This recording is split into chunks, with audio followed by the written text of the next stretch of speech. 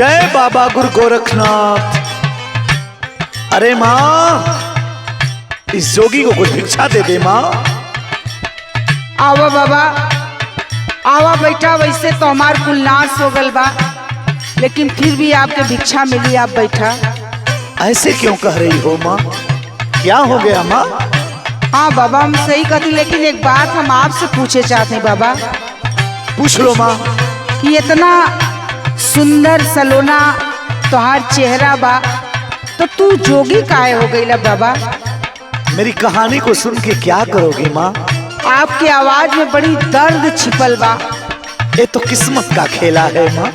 मत पूछ माँ, मत पूछ। भौजाई भाई कुछ कहला कि माई बाबू बहन से कोनो तकरार भइल, घर छोड़ देला। आखिर ऐसन का दिक्कत आई कि आप जोगी हो गईला? सुनने की ठान हिली है माँ तो सुन। बोला बाबा। लक्षणा लगवली भऊ जाई हो, भऊ जाई हो भैया घर से भगवल।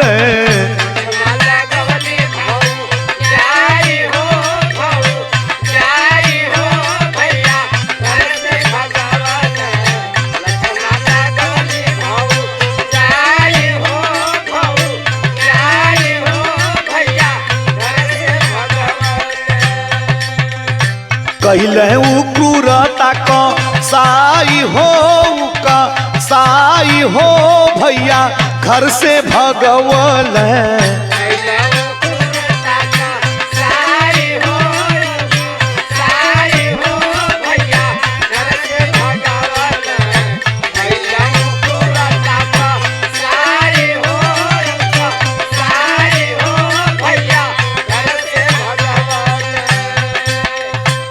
का कहत हो बाबा? मैं दो भाई था माँ। माँ बाप बचपन में ही चल बसे थे माँ। मेरे बड़े भाई मुझे बहुत मानते थे माँ, और एक माँ जैसी मेरी भौजाई थी। हुआ क्या माँ, आगे सुन। बतावा बाबा, बतावा। दूसरे से प्यार रहल साथे हम देखली,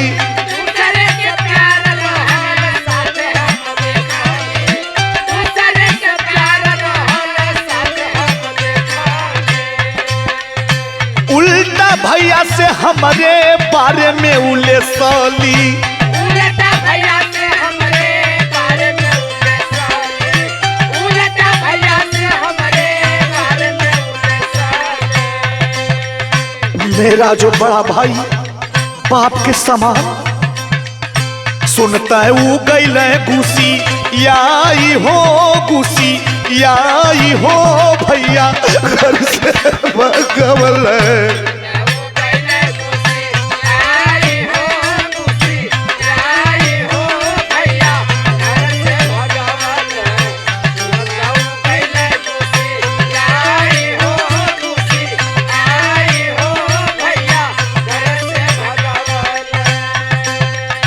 सात या 8 वर्ष का था माँ।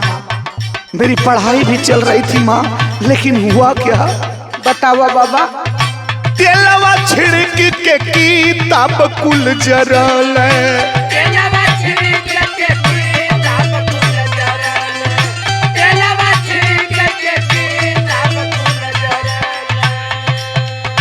पेड़वा में बाधी के ऊ रडवा से मरल।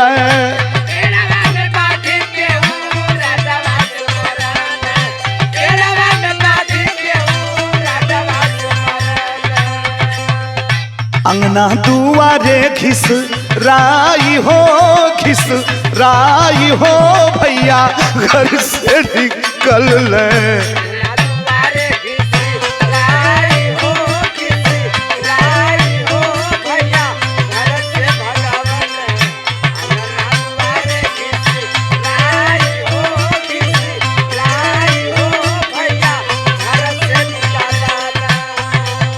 मासूम, बतावा बाबा। आगे की तो बात सुन।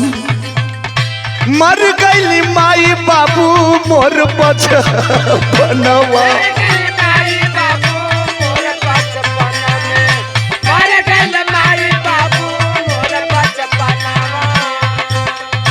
भैया हमार माई कैले पलनवा।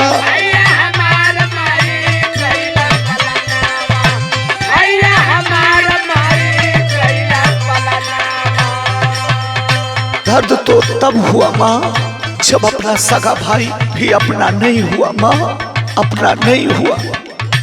ओहो जब दिहल बिसराई हो, बिसराई हो भैया घर से भगवल।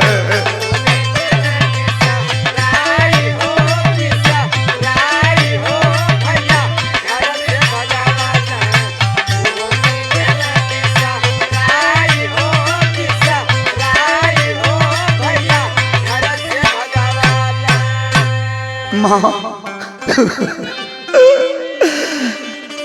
मेरी बहुत बड़ी दर्द कहानी है माँ, मुझे भिक्षा दे माँ, एक फटाई लुगरी दे दे माँ। ई कहा कहतो बाबा? हाँ माँ, मेरा इस दुनिया में कोई नहीं है माँ सिवाय बाबा गुरु गोरखनाथ की माँ। ऐसन मत कहा, ऐसन मत कहा बाबा, ऐसे कहत हो तो हमार कलेजा फटत हो बाबा। नहीं माँ, मुझे भिक्षा दे माँ। गलती के इतना बड़ा सजा तो ना होला बाबा। सुना। सजा? हाँ बाबा। किस बात की सजा माँ, और कौन सी गलती माँ?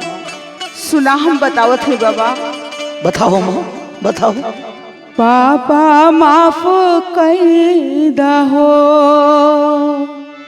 अरे माँ? हाँ बाबा। माफ कर दा? हाँ बाबा, गलती के माफ करा। अरे माँ, मैंने तो तुमको कुछ भी नहीं कहा माँ। सुना बाबा कि बाबा माफ कर दा हमारी नदनिया, उजड़ी गईली मोरी दुनिया।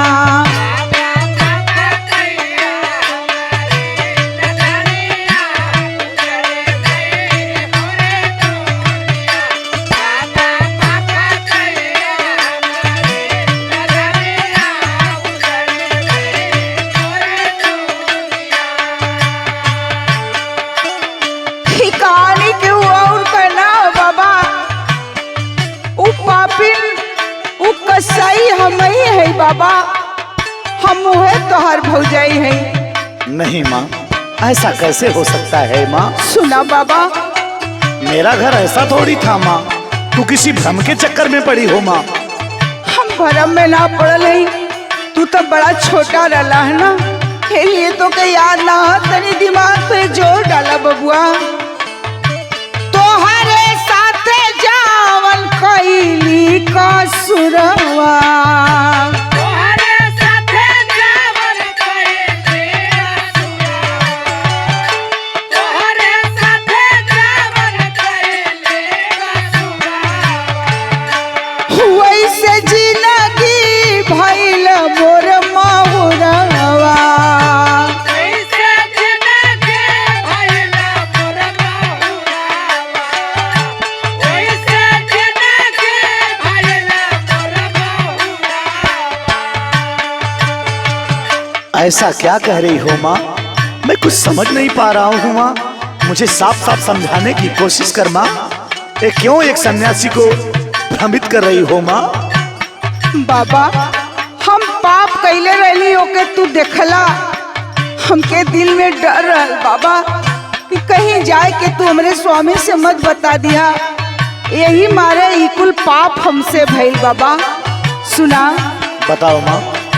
सैया मरी गईले हो, सैया मरी गईले को नानी सनिया, उजड़ी गईली मोरी दुनिया।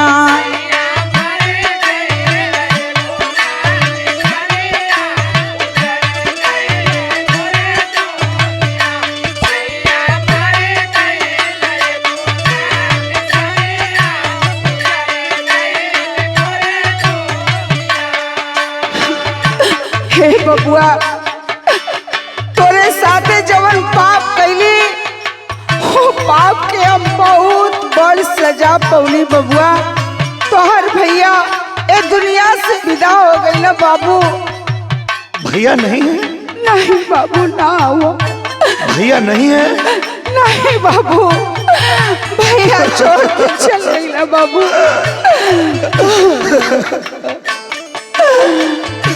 जैसन कैली वैसन पाई गईली फल हो।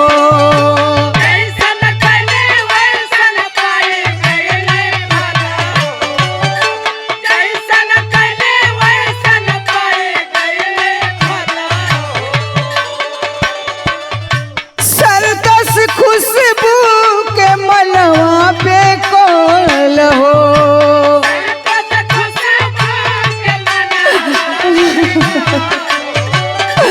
हे भगवान, कौन पाप हो गई हो। बतिया सिया राम कहो, बतिया सिया राम कह मिटे नाली खनिया, उजड़ी गईली मोरी दुनिया।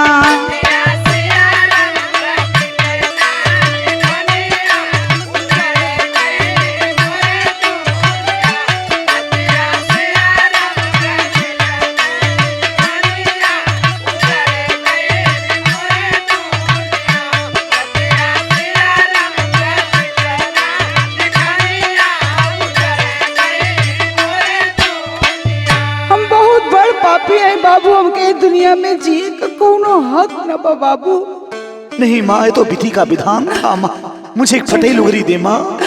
ठीक है, अगर तू यही प्रण करके आयल हुआ तो हम तो के फटेही लुगरी जरूर दे। बाबा गुरु गोरखनाथ तेरा भी कल्याण करे माँ।